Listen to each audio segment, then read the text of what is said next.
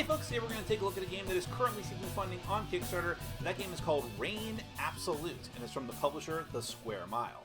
Now, if you like what you see throughout the rest of this preview video, I'm going to encourage you to go to the official Kickstarter project page to find out more information than I could possibly tell you here. If you want to do that, all you got to do is to follow the link in the top corner of your screen or down in the description section underneath this video. Go there, find out more information, and hopefully you will consider backing the project.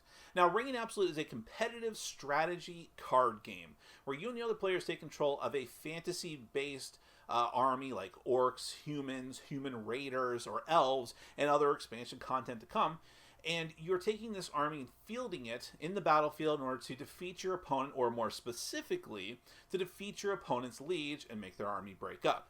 Now, what's unique about this game is that it is a grid-based card game.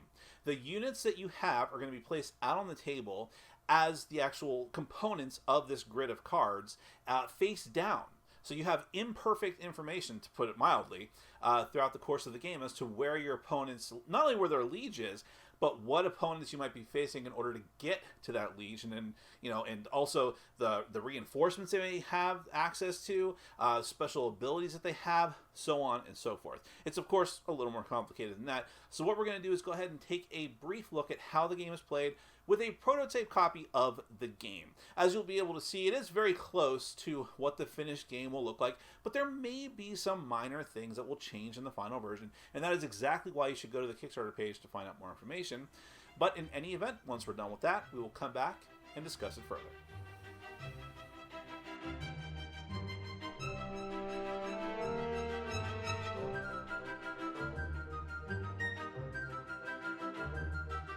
Reign Absolute is a competitive strategy card game for 2 or more players. Each player fields a fantasy army with units represented by cards laid out in a grid. The goal is to find and destroy your enemy's liege unit. When a liege unit is destroyed, that player is completely out of the game, and if you have the last remaining liege unit, you win the game.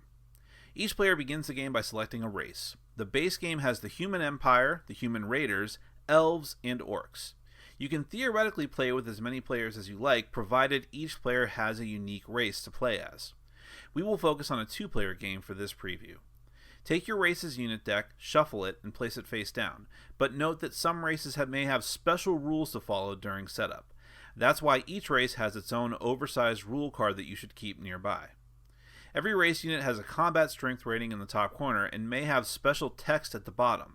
These may be bonuses to combat strength when attacking or defending, or more elaborate abilities that trigger under certain conditions.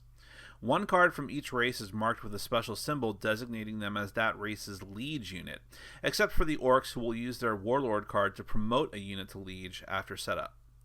The other deck that must be set up is the reinforcement deck, which is used by all players. Shuffle it and place within reach of everyone. There are 2 types of cards in this deck: combat reinforcements and turn reinforcements. Combat reinforcements affect a unit's combat strength either generally or specifically when defending or attacking. They're placed underneath one of your units either before combat or, when special abilities allow, during combat when drawn. There's also the Draw 2, which lets you draw 2 more cards from the deck when played, and the Cancel, which negates enemy combat reinforcements during combat. Turn reinforcements, however, are played immediately when drawn on your turn, and give immediate effects like stealing, swapping, or spying on another player's unit. However, these cards are ignored and discarded if drawn during combat. When the deck is prepared, each player will draw a card from it and look in the bottom corner where there will be a random number. The player with the higher number will be the starting player, and those cards are discarded. Then, the starting player will place 1 unit from the top of their race deck out in the middle of the play area face down.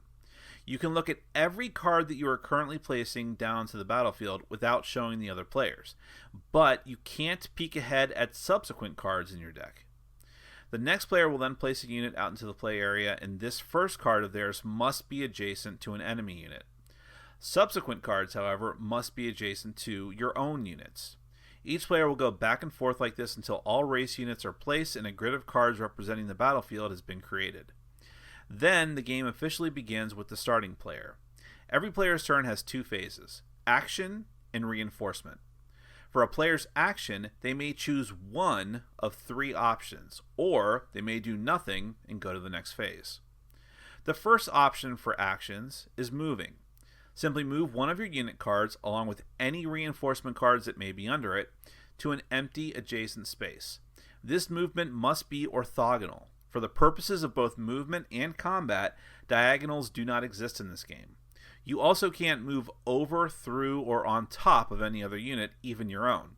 But you may move away from the battlefield, creating a gap between your unit and other units. You don't reveal your moved unit to anyone yet. The next type of action is attacking. You move a unit into an adjacent space occupied by an enemy unit. Both units, along with any reinforcement cards that they have, are revealed and placed slightly on top of each other. Each unit's special ability is resolved, if they have any, and if it applies during combat. Then, each player adds their inherent combat strength to any bonuses gained from any reinforcement cards, noting that some reinforcement cards only give bonuses specifically to attacking or defending, but not both. If a unit ability lets you draw cards during combat, you ignore and discard all turn reinforcements that you draw and only apply combat reinforcements. Whichever unit ends up with the higher combat strength is the winner, and the opposing enemy unit is destroyed and removed from the battlefield and into its owner's own discard pile. If there's a tie, both units are destroyed and the space will be empty. If the attacker won, they will now occupy the space that they moved into. Regardless of who wins, all combat reinforcement cards are also sent to the discard pile after combat resolves. If an eliminated unit was a player's liege, they are out of the game, and the victorious player gets to resurrect a unit from their discard pile and place it face down on the battlefield adjacent to one of their units. The final type of action a player may take on their turn is Doom. Starting from the left of the player who called Doom, and then in clockwise order, each player, including the player who called Doom, must discard a unit of their choice and any reinforcement cards on it. If this is that player's liege, presumably their last unit, then they are eradicated as if it was combat, and the Doom player collects the reward. This is a wise action to take when you have the advantage of numbers and need to whittle down the opposition and suss out their liege, but it could backfire, especially in a multiplayer game. If you call on Doom, you must skip the second phase of the turn, reinforcement. Otherwise, during this phase, you end your turn by drawing a card and, if it's a combat reinforcement card, placing it face down under a unit without revealing it to the other players. But if it's a turn reinforcement card, it is instead resolved immediately, shown to the other players, and discarded. When you have resolved both phases of your turn, play continues with the next player in clockwise order, and turns continue like this until one player has the last remaining liege. That player is the winner of the game. Note as well that there are special variant rules you can use in your games, provided to you on additional cards, and there will also be expansion races you can add to the game, like the dwarves, the undead, and the ratlings, with more to come. And that is Reign Absolute. Yeah, Reign Absolute is a very interesting game because it isn't just one type of game. It is strategy combat, of course. You have unit cards, and they have strength ratings, combat strength. They can be enhanced with other cards, and they go head-to-head versus your opponent's units. And whoever comes out on top is the winner, and that unit is destroyed. So there is just that narrow aspect there. But it isn't just that. It's also a game of memory to a degree. You have this grid of cards out there representing sort of the fog of war, if you will. So your opponents, your opponent's army's out there. They know your army's out there, and they, if you're familiar with your opponent's cards in a meta context, you kind of know what their units are, what their strengths are. But who knows what's lying on that next card that you're trying to attack? You have no idea unless you've encountered it before and remember it. Of course, if you encountered it before and it's still on the field, that means you lost, which is not a good thing. Or you use some sort of special ability card, because there are those too. So that's the key to the game. Trying to get as much information as you possibly can, even if you have to get it the painful way, and then retaining that information, and then using that to your advantage to try and move around the battlefield, attack the right units, and of course, what you're trying to do ultimately is find and destroy your opponent's liege unit. And, you know, I set it up in the preview for a 2-player game. You can play with more players if you want, if you have the race decks, and there's 4 in the base game. So you can play up to a 4-player game, and then potentially even more if you have the decks and the table space. And with that, when you have multiple players, it starts to get really interesting about how, like, it's the type of thing that you would expect from, like, combat strategy card games with different armies is, do I attack this person, then just leaving my flank vulnerable to this other combatant? And how desperate am I to go and wipe out my opponent's liege when there's this other opponent bearing down on me? But remember that in a multiplayer game, you know, in a 2-player game, you defeat your opponent's liege, that's it, game over, you win. In a game with 3 or more players, if you defeat one of your opponent's lieges and the game still goes on, then you get to resuscitate one of your units, put it back onto the board. That's huge, because card advantage is key here. And that also leads me to the other thing, which is a very interesting aspect of the game called the Doom action, where it's like, okay, you know you have card advantage. You know that your opponent is running out of time because there's only so many more cards they have out on the field, and only one of them is the liege. So all you have to do is whittle down your opponent. But your opponent, it has the advantage in that case, even if they have less cards, because you're forced normally you would be forced to attack, and put them into a defensive position, which is more advantageous to them, right? All they have to do is outlast you, and then if they can manage to successfully defend and take out a couple of your cards, then the roles are reversed, right? Well, that's where the Doom action comes in. That is the last bastion you have if you find yourself, like, sieging your opponent, so to speak, and have no other recourse other than to, like, have this, like, bloody war of attrition.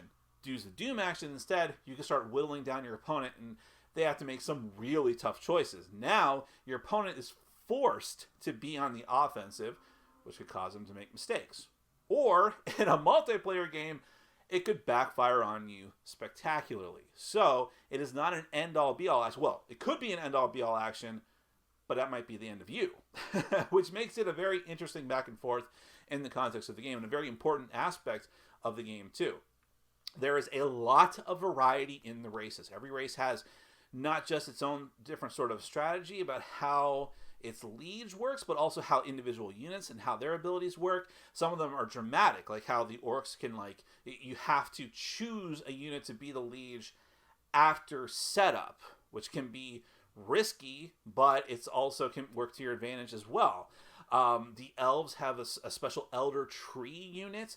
You know, there's just, every unit has its own different things. And of course, with expansion races on the way, potentially, that could be even more variety. And so, no 2 games are going to feel completely alike. And that's an interesting thing, too, is that normally you see a kind of game like this where it's just grid-based card game with numbers, and my card takes your card, so on and so forth. It can feel abstract.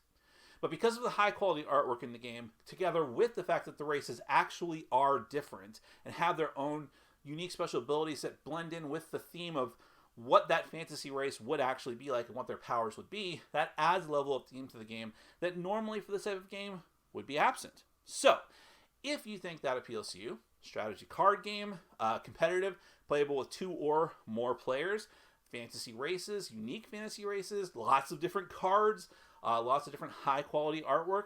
If any of those things appeal to you or to someone you know, you don't have to take my word for any of this. You can go to the official Kickstarter project page going on right now and find out even more information. To do that, all you gotta do is follow the link in the top corner of your screen, as well as down in the description section underneath this video. Go there and hopefully consider backing the project. That is Reign Absolute from the publisher The Square Mile. Thank you so much for watching, and as always, for supporting our sponsors.